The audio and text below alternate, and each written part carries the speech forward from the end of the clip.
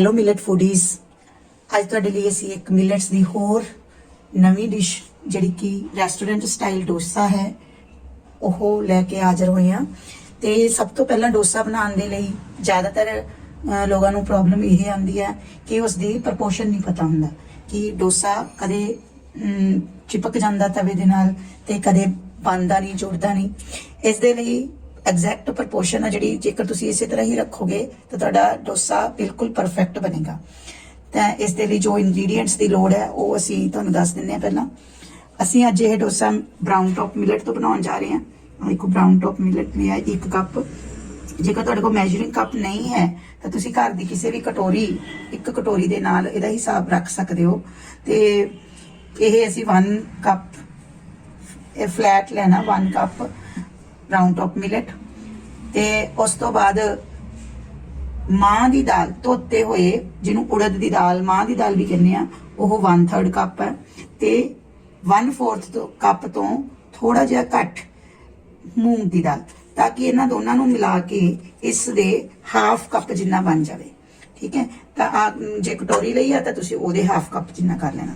ਉਸ ਦੇ ਵਿੱਚ ਮਿਕਸ ਕਰਨ ਦੇ ਲਈ ਬਰਾਊਨ ਟੌਪ ਮਿਲਟ ਦੇ ਵਿੱਚ 1/2 ਚਮਚ ਤੁਸੀਂ ਇੰਨਾ ਪਾਣਾ, 1/2 ਚਮਚ ਮੇਥੇ, ਸੁੱਕੇ ਮੇਥੇ। ਇਹ ਬਹੁਤ ਹੀ ਅੱਛਾ ਟੇਸਟ ਦਿੰਦੇ ਆ ਤੇ ਹੈਲਥ ਬੈਨੀਫਿਟਸ ਵੀ ਇਹਨਾਂ ਦੇ ਬਹੁਤ ਜ਼ਿਆਦਾ ਆ। ਹੁਣ ਇਸ ਨੂੰ ਅਸੀਂ ਫਰਮੈਂਟ ਕਰਨ ਦਾ ਤਰੀਕਾ ਦੇਖਣਾ ਹੈ ਕਿਸ ਤਰ੍ਹਾਂ ਹੋਣਗੇ। ਸਭ ਤੋਂ ਪਹਿਲਾਂ ਇਸ ਨੂੰ ਭਿਗਾਉਣਾ ਜ਼ਰੂਰੀ ਹੈ। ਤਾਂ ਅਸੀਂ ਰਾਤ ਨੂੰ 1 ਕੱਪ ਮਿਲਟਸ ਦੇ ਵਿੱਚ 1/2 ਚਮਚ ਮੇਥੇ ਮਿਕਸ ਕਰਕੇ ਇੰਨੇ ਕੁ ਪਾਣੀ 'ਚ ਭਿਉਣਾ ਜਿੰਨੇ ਕੁ ਦੇ ਨਾਲ ਇਹ ਡੁੱਬ ਜਾਣ, ਕਿਉਂਕਿ ਇਹ ਪਾਣੀ ਅਸੀਂ ਵੇਸਟ ਨਹੀਂ ਕਰਨਾ।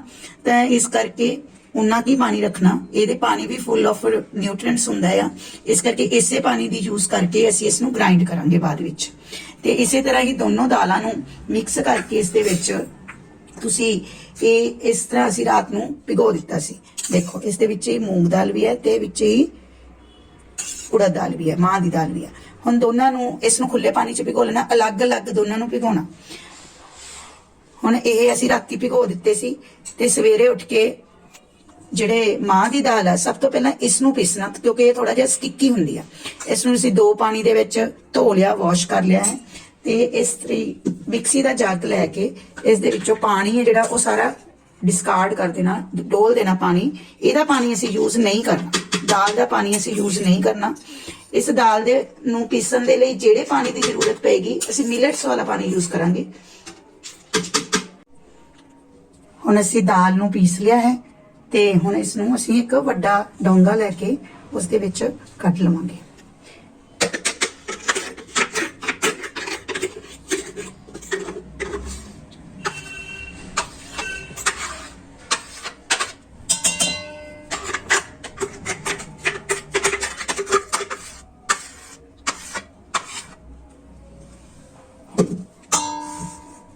ਬਾਕੀ ਉਸੇ ਦੇ ਵਿੱਚ ਹੀ ਹੁਣ ਆਪਾਂ ਜਿਹੜੇ ਮਿਲਟਸ ਆ ਉਹ ਪੀਸ ਦੇਵਾਂਗੇ।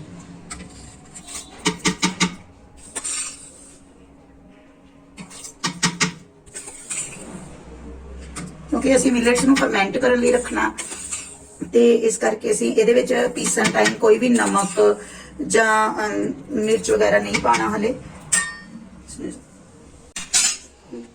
ਹੁਣ ਅਸੀਂ ਉਸੇ ਮਿਕਸੀ ਜਾਰ ਦੇ ਵਿੱਚ ਮਿਲਟਸ ਵੀ ਪੀਸ ਲਏ ਆ ਤੇ ਵਿੱਚ ਹੀ ਮੇਥੇ ਪਾਏ ਹੋਏ ਸੀਗੇ, ਉਹ ਵੀ ਪੀਸ ਲਏ। ਤੇ ਇਸ ਨੂੰ ਦੇਖੋ ਕਿੰਨੇ ਵਧੀਆ ਪੀਸ ਗਏ ਹੈ। ਬਿਲਕੁਲ ਟੈਕਸਚਰ ਇਸ ਤਰ੍ਹਾਂ ਦਾ ਸਮੂਥ ਹੋਣਾ ਚਾਹੀਦਾ ਹੈਗਾ, ਦਾਣਾ ਨਹੀਂ ਹੋਣਾ ਚਾਹੀਦਾ। ਤੇ ਇਸ ਨੂੰ ਵੀ ਅਸੀਂ ਜਿਹੜੇ ਪਹਿਲਾਂ ਮਾਂ ਦੀ ਦਾਲ ਪੀਸੀ ਹੋਈ ਸੀ ਉਸੇ ਦੇ ਵਿੱਚ ਹੀ ਕੱਢ ਲਵਾਂਗੇ ਸਾਰੇ ਮਿਲਟਸ।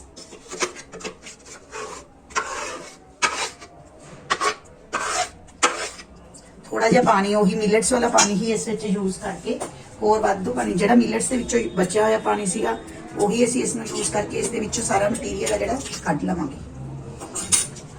ਕਿਉਂਕਿ ਇਸ ਦੇ ਨਾਲ ਇਹਦੇ ਬੈਨੀਫਿਟਸ ਵੀ ਨਾਲ ਹੀ ਰਹਿਣਗੇ ਤੇ ਨਿਊਟ੍ਰੀਐਂਟਸ ਆ ਜਿਹੜਾ ਕੋਈ ਵੀ ਵੇਸਟ ਨਹੀਂ ਜਾਏਗਾ। ਦੇਖੋ ਇਸੇ ਦੇ ਵਿੱਚ ਹੁਣ ਅਸੀਂ 1/2 ਚਮਚ ਨਮਕ ਪਾ ਕੇ ਤੇ ਇਸ ਨੂੰ ਮਿਕਸ ਕਰ ਦੇਣਾ ਚੰਗੀ ਤਰ੍ਹਾਂ ਨਾਲ ਤੇ ਇਸ ਨੂੰ ਫਰਮੈਂਟ ਹੋਣ ਦੇ ਲਈ ਰੱਖ ਦੇਣਾ ਅੱਗੇ ਇਸ ਮਟੀਰੀਅਲ ਨੂੰ। ਇਸ ਨੂੰ ਹੁਣ ਅਸੀਂ ਸੀਜ਼ਨ ਦੇ ਹਿਸਾਬ ਦੇ ਨਾਲ, ਜੇਕਰ ਸਰਦੀਆਂ ਵਾ ਤਾਂ 10 ਤੋਂ 12 ਘੰਟੇ ਤੱਕ ਤੇ ਜੇਕਰ ਗਰਮੀਆਂ ਆ ਤਾਂ 4-5 ਜਾਂ 5-6 ਘੰਟੇ ਦੇ ਵਿੱਚ ਇਹ ਫਰਮੈਂਟ ਹੋ ਜਾਂਦਾ। ਜਦੋਂ ਫਰਮੈਂਟ ਹੋ ਗਿਆ ਤਾਂ ਫਿਰ ਅਸੀਂ ਉਸ ਟਾਈਮ ਤੇ ਤੁਹਾਨੂੰ ਮਿਲਦੇ ਹਾਂ। ਹੁਣ 12 ਘੰਟੇ ਹੋ ਚੁੱਕੇ ਆ ਤੇ ਸਾਡੇ ਮਿਲਟਸ ਵੀ ਦੇਖੋ ਬੱਬਲ ਆ ਚੁੱਕੇ ਆ ਤੇ ਇਸ ਤੇ ਕਾਫੀ ਹੱਦ ਤੱਕ ਇਹ ਫਰਮੈਂਟ ਹੋ ਚੁੱਕੇ ਆ, ਕਿਉਂਕਿ ਸਰਦੀ ਦਾ ਮੌਸਮ ਆ ਤੇ ਇਸ ਕਰਕੇ ਇਹ ਇਸ ਨੂੰ ਫਰਮੈਂਟ ਹੋਣ ਚ 12 ਘੰਟੇ ਲੱਗ ਗਏ ਤਕਰੀਬਨ।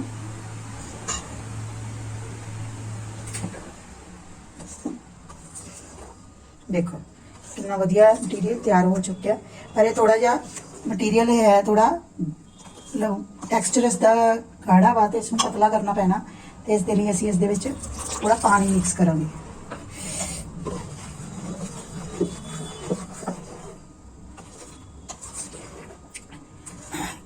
ਕਈ ਵਾਰੀ ਜ਼ਿਆਦਾ ਮਟੀਰੀਅਲ ਤਿਆਰ ਕਰਕੇ ਰੱਖਣਾ ਹੁੰਦਾ ਤਾਂ ਅਸੀਂ ਇਸ ਦੇ ਵਿੱਚੋਂ ਜਿਹੜਾ ਗਾੜਾ ਮਟੀਰੀਅਲ ਆ ਉਸ ਨੂੰ ਕਟੋਰੀ ਦੇ ਵਿੱਚ ਕੱਢ ਕੇ ਵੀ ਰੱਖ ਸਕਦੇ ਹਾਂ, ਇੱਕ ਅਲੱਗ ਕਟੋਰੀ ਦੇ ਵਿੱਚ, ਤਾਂ ਕਿ ਇਸ ਨੂੰ ਨੈਕਸਟ ਡੇ ਵਰਤਿਆ ਜਾ ਸਕੇ।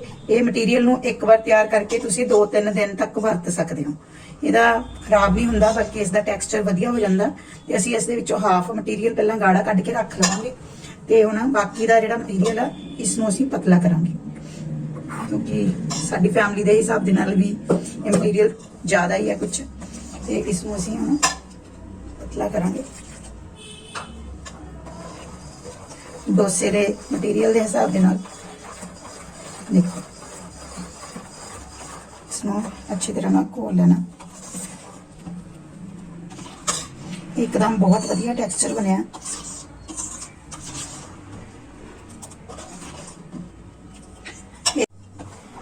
ਹੁਣ ਸਾਡਾ ਇਹ ਟੈਕਸਚਰ ਬਿਲਕੁਲ ਸਹੀ ਆ ਇਸ ਦਾ ਡੋਸੇ ਦੇ ਮਟੀਰੀਅਲ ਦਾ। ਤੇ ਹੁਣ ਇਸ ਦੇ ਲਈ ਅਸੀਂ ਸਟਫਿੰਗ ਤਿਆਰ ਕਰਾਂਗੇ। ਹੁਣ ਅਸੀਂ ਮਿਲਟ ਦੇ ਡੋਸੇ ਵਾਸਤੇ ਸਟਫਿੰਗ ਤਿਆਰ ਕਰਾਂਗੇ। ਸਭ ਤੋਂ ਪਹਿਲਾਂ ਤੇਲ ਗਰਮ ਕਰ ਲਿਆ ਸੀ, ਇਸ ਦੇ ਵਿੱਚ ਜੀਰਾ, ਰਾਈ ਨੂੰ ਕਲਕਣ ਦੇਵਾਂਗੇ। ਗੈਸ ਨੂੰ ਥੋੜਾ ਜਿਹਾ ਤੇਜ਼ ਕਰ ਦਿਓ। ਇਸ ਦੇ ਵਿੱਚ ਹੀ ਕੜੀ ਪੱਤਾ,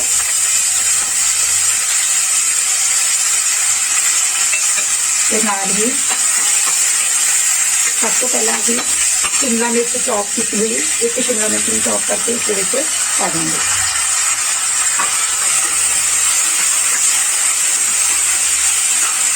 जैसे स्टफिंग तैयार हो रही है, तो साडे चैनल को लाइक, सबसक्राइब ते शेयर कर दो, ताकि साडे फ्रेंड्स ते साडे रिलेटिव्स ते साडा परिवार भी सारे नवीं नवीं मिलट दी डिशेस देख सकन ते पंजाब दा जो पुराना फूड आ उसनूं अपना सकन ते यह बनाना उन्हां नूं मुश्किल ना लगे। हुण हल्का जिहा जदों शिमला मिर्च जिहड़ी सॉफ्ट हो जाऊगी तो इस असी टमाटर, अदरक ते 2 हरी मिर्च नूं चॉप कर लिया। तुसीं कट सकते हो, मिक्सी च ग्राइंड कर सकते हो, ये तुहाडी इच्छा। तो इसनूं भी इस दे विच ही मिक्स कर देंगे। ज़्यादा नहीं पकाना इसनूं, बस हल्का हल्का ये सॉफ्ट हो जाए, इन्ना ही पकाना। इस दे नाल ही असीं इस दे विच मसाले पा देंगे, ताकि मसाले भी नाल ही पक जाण। इस हाफ चम्मच नमक, 1/4 चम्मच लाल मिर्च ते हाफ चम्मच हल्दी का ते थोड़ा जा सांबर मसाला।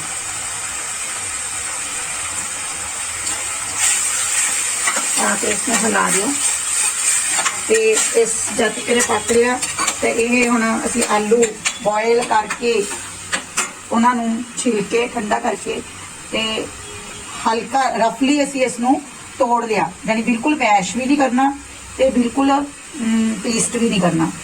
इस तरीके दे नाल असी ये आलू तैयार करने हैं।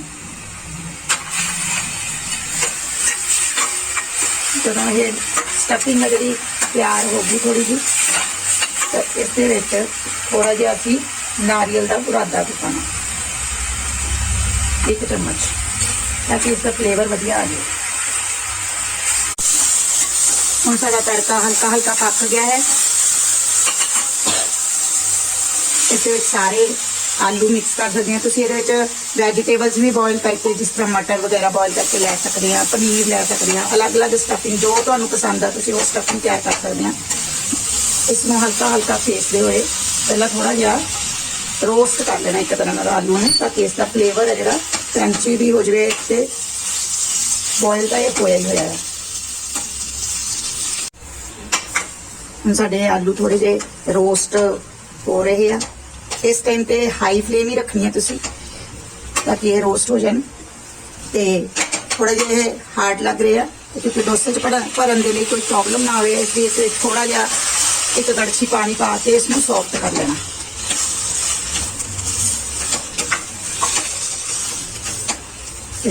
ਮਟੀਰੀਅਲ ਤਾਂ ਇੱਕਦਮ ਤਿਆਰ ਹੈ।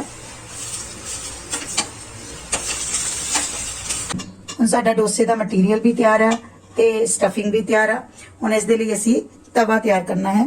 ਪਹਿਲਾਂ ਤਵੇ ਨੂੰ, ਲੋਹੇ ਦਾ ਤਵਾ ਅਸੀਂ ਲਿਆ, ਇਸ ਦਾ ਡੋਸਾ ਤਵਾ ਦੇਖੋ ਸਾਈਜ਼ ਵਿੱਚ ਵੱਡਾ ਤੇ ਫਲੈਟ ਆ। ਨੌਨ ਸਟਿਕ ਤਵਾ ਅਸੀਂ ਨਹੀਂ ਯੂਜ਼ ਕਰਦੇ ਕਿਉਂਕਿ ਉਸ ਤੇ ਬਹੁਤ ਸਾਰੇ ਨੁਕਸਾਨ ਆ।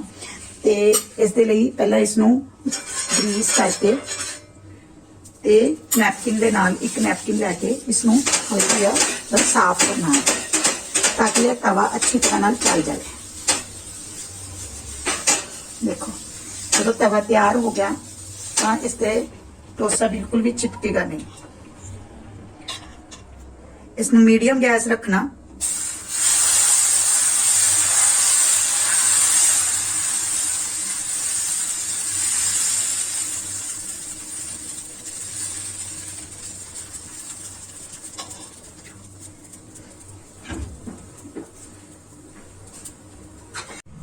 देखो साडे डोसे का जेकर तवा बिल्कुल सही तरीके नाल तैयार होया तो इधरों देखो ये अपने आप डोसा उठन लग जाता है। तो हुण तुसीं इत्थे मटीरियल फिल कर देना इस दे विच।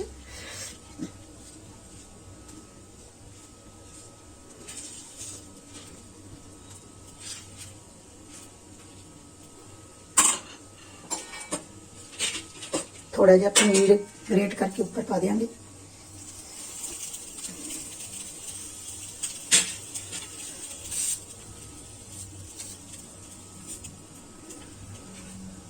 ਤੇ ਇਸ ਨੂੰ ਚੰਗੀ ਤਰ੍ਹਾਂ ਨਾਲ ਪੱਕਣ ਦੇਵਾਂਗੇ।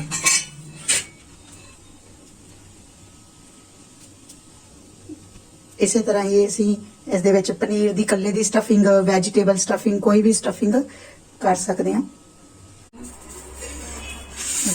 ਇੱਕਦਮ ਵਧੀਆ ਕ੍ਰਿਸਪੀ। ਇਸੇ ਤਰ੍ਹਾਂ ਹੀ ਦੂਸਰੇ ਸਾਈਡ ਤੋਂ ਵੀ ਤੁਸੀਂ ਇਹਨੂੰ ਹੱਥ ਦੇ ਨਾਲ ਵੀ ਇਸ ਤਰ੍ਹਾਂ ਫੋਲਡ ਕਰ ਸਕਦੇ ਹੋ, ਰੋਲ ਕਰ ਸਕਦੇ ਹੋ।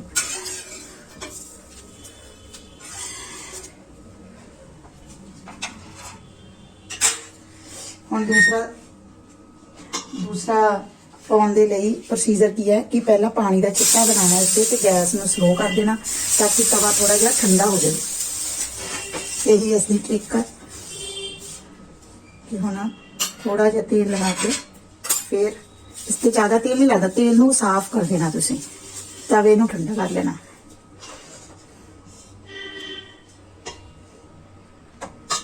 ਹੁਣ ਤੁਸੀਂ दूसरा डोसे का मटीरियल पाओगे, कोई भी प्रॉब्लम नहीं आती, एकदम वधिया डोसा फैलदा। हुण गैस तेज कर दें। डोसा फैलाउण तो बाद गैस है जिहड़ा वो मीडियम करना है, हाई ज़्यादा नहीं करना। ये साडा डोसा तैयार है। इस नूं असीं इमली दी चटनी, नारियल चटनी ते सांबर दे नाल सर्व कीता। तुसीं इस नूं ਕੱਲੀ ਚਟਨੀ ਨਾਲ ਵੀ ਖਾ ਸਕਦੇ ਹੋ ਤੇ ਗ੍ਰੀਨ ਚਟਨੀ ਵੀ ਲੈ ਸਕਦੇ ਹੋ। ਖਾਓ, ਇੰਜੋਏ ਕਰੋ ਤੇ ਸਾਨੂੰ ਕਮੈਂਟ ਕਰਕੇ ਦੱਸੋ ਕਿ ਕਿਸ ਤਰ੍ਹਾਂ ਦਾ ਲੱਗਿਆ। Thank you.